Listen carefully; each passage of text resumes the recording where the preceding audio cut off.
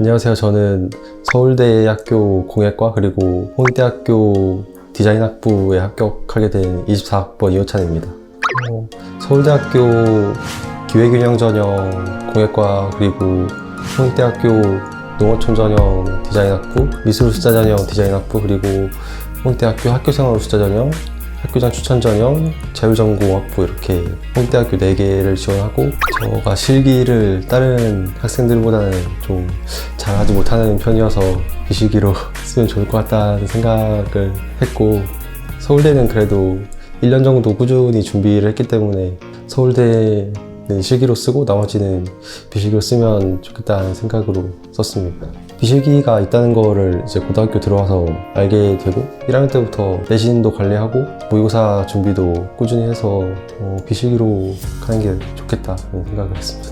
저는 어떤 학과를 딱 정하고 미리 준비한 건 아니라서 수행평가를 할 때도 미술활동 보고서에 쓸 걸 염두에 두고 하긴 했지만 딱 디자인과만 연관된 게 아니라 미술에 관한 활동들을 대체로 다 준비했던 것 같습니다. 한국 미술사 관한 책을 읽고 썼다 아니면 그런 대회를 나갔다 그런 쪽도 있고 미술사를 좋아하는 거를 티를 내려고 그렇게 활동을 했습니다. 일단 저는 공부 관련된 학원은 다니지 않고 그냥 혼자서 내신이랑 수능을 둘 다 준비했는데 내신은 중학교 때 하던 거 똑같이 거의 다 외운다는 생각으로 준비를 했거든요. 그리고 수능은 거의 그냥 인강 선생님들 커리를 그대로 따라갔던 것 같고 혼자서도 당연히 사설 모의고사라든지 아니면 전에 했던 평가원 기출 이런 거 5개년 같은 거를 계속 풀어보고 그렇게 준비했던 것 같습니다. 이번에 국어가 특히 어려웠잖아요. 국어 관련된 과목의 어떤 공부법? 국어가 딱히 없으면 혹시 제일 자신 있는 과목? 이런 게 있으면 그 과목에 대한 팁? 근데 그게 국어랑 생윤인데 저는 그냥 인강 선생님이 알려주시는 방법을 제 걸로 만들려고 많이 노력을 했고 그래서 그대로 수능에서 똑같이 풀려고 연습을 했고 모의고사도 풀면서 방식을 제 몸에 체화시키는 느낌으로 연습을 많이 했습니다. 그 방법을 좀 더 구체적으로 읽어주면 어떤 방법을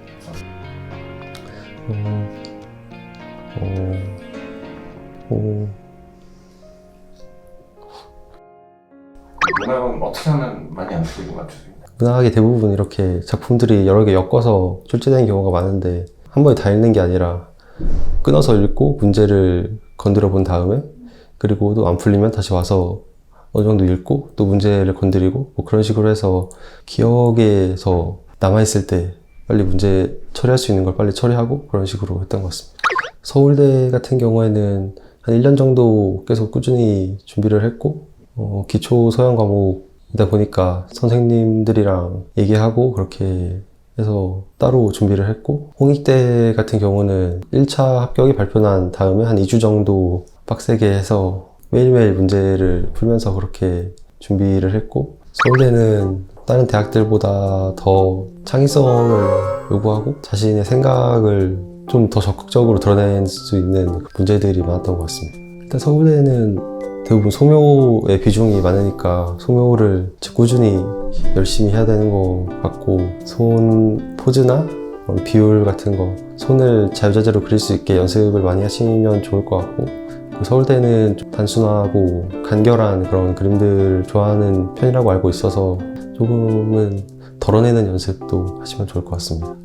면접 주로 어떤 방식으로 했는지? 대부분 감상 문제라고 불리는 것들이 나오고 실제로 직접 그려야 되는 문제가 나오는데 감상 문제와 그 그리는 문제 2개를 합쳐서 저는 22분 안에 풀었던 것 같고요. 제가 생각할 때 가장 중요한 거는 순발력이었던 것 같고 순발력을 내려면 미리 알고 있는 지식들이나 받쳐줘야 좋은 실기를 만들어낼 수 있다고 생각해서 미술사나 그런 것들에 대한 어느 정도의 준비가 있어야 한다고 생각합니다. 서울대 그 면접장까지 들어오기까지의 손잡이 중 하나를 선택해서 연필로 그리고 색종이를 사용해서 그 문을 여는 손의 모습을 표현하시오 이런 문제가 나왔는데 문제를 받고 갑자기 색종이를 쓰라고 해서 좀 당황하긴 했는데 저는 일단 색종이가 시간이 많이 걸리겠다라는 생각을 해서 연필로 그리는 손잡이를 단순하게 가져가서 색종이로 손을 만드는데 집중을 해야겠다는 생각을 하고 들어갔습니다. 손잡이를 디귿자 모양으로 단순하게 그리고 그 여는이라는 단어에 주목해서 열고 있는 동작의 느낌을 주면 좋겠다라는 생각을 해서 손도 2개를 그려서 열려고 다가가는 손의 모습 그리고 잡고 있는 손의 모습을 크게 표현해서 나타냈습니다. 본인이 생각하기에는 이런 점이 우리 그림에서 좀 차별화 된 것 같다. 제가 지원 동기를 약간 시골과 자연을 닮은 그런 공예품을 만들고 싶다고 잡아서 그런 쪽으로 좀 더 손잡이를 선택하면 좋을 것 같다는 생각을 했고 할머니네 집에 있는 좀 녹슨 그런 금속 손잡이가 생각이 나서 과에 대한 관심도 보여주고 지원 동기와도 어울리는 좀 더 자연스러운 손잡이를 생각해서 그리게 되었습니다. 일단 면접장은 딱딱하고 그런 분위기는 좀 아니었던 게 일단 도서관에 들어가서 대기를 했는데 따로 어떤 교실에 가는 게 아니라 그냥 그 도서관 뒤에 있는 어떤 조그만 방 같은 데 들어가서 바로 면접을 했고 면접장에 들어가서 교수님들 3명이 앞에 앉아 계시고 멀지 않은 거리에 앉아 계시거든요. 그래서 좀 당황하긴 했는데 제 옆에 큰 화이트보드에다가 제 그림 그때 시험장에서 그렸던 거를 붙여 놓으시고 그림 설명을 먼저 시키시고요. 그리고 지원 동기에서 파생되는 꼬리 질문 한 2개 정도를 받았던 것 같고 생기부를 보시는 교수님이 계셨는데 그 교수님이 제가 그린버그랑 칸트에 대한 논문이나 책을 읽고 쓴 생기부가 있었는데 그린버그 칸트에 대해서 한 얘기를 어떻게 생각하냐 저의 의견을 물어보신 것도 있었고 제가 지원 동기에다가 그런 시골과 자연이 가지고 있는 아름다움을 공예품으로 전달하겠다 이런 식으로 말씀을 드렸는데 왜 꼭 공예품으로 그런 아름다움을 전달해야 하냐라고 질문하셔서 지원 동기에서 나올 수 있는 꼬리 질문이나 공예품에 관련된 그런 자신의 생각들 그런 것들을 미리 준비해서 가는 게 도움이 될 것 같습니다. 첫 번째 면접에서 장 뒤뷔페의 칭상의 살덩어리 그리고 자코메티의 얇은 두상 그리고 줄리안 오피의 페이퍼헤드라는 작품들이 나왔고 그 작품들을 가지고 감상하는 게 첫 번째 문제였고 두 번째 문제에서는 그 세 작품들 중에 하나를 골라서 사실적으로 표현하고 대상의 성격이나 감정, 시대 그리고 상황 같은 것들을 표현하시오 이런 문제가 나왔습니다. 그래서 그냥 감상 문제는 제가 생각하는 대로 설명드리는 그런 방식으로 했고 두 번째 문제는 저는 줄리안 오피의 페이퍼헤드를 선택해서 그림을 그렸고 그 그림의 색깔이나 어떤 구도 같은 것들이 사실주의 화가들을 오마주한 것 같다라는 설명을 드린 다음에 그 그림을 선택해서 농부가 길에서 쉬고 있는 그런 장면을 그렸습니다.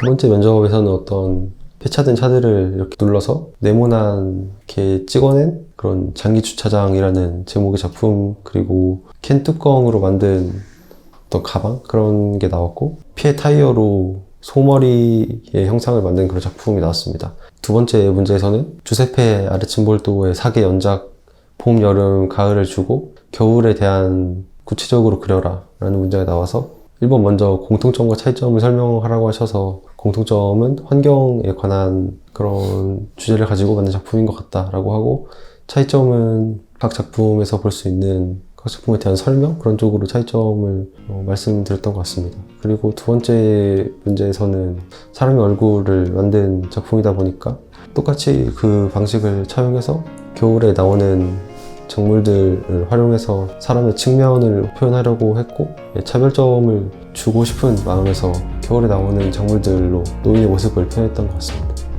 고등학교 2학년 여름방학 정도에 시작했던 것 같고 다 합치면 한 1년 반 정도 실기를 한 것 같습니다. 제가 혼자서는 열심히 하지는 못하는 성격인 것 같은데 잡아주신 게 좋았던 것 같고 당연히 지방에 있을 때는 제가 가까운 곳이니까 오고 가기가 편하다? 그런 게 있었는데 지방에서는 기초 서양이라든가 그런 소수들만 하는 그런 과목을 안 하는 데도 많아서 그래서 이렇게 서울에 올라와서 준비를 했고 같은 과목을 준비하는 친구들도 있고 하다 보니까 옆 사람 것도 이렇게 보면서 배우고 저 혼자 할 때보다는 선생님이 피드백 해주시는 것도 많고 하다 보니까 배울 수 있는 양이 많았다? 그런 게 되게 좋았던 것 같습니다. 일단 미대 입시가 수능 끝나고부터 시작된다고 생각해도 과언이 아니니까 멘탈적인 그런 압박감이나 그런 것들을 잘 견딜 수 있게 여러 방법을 마련해주시면 좋을 것 같고,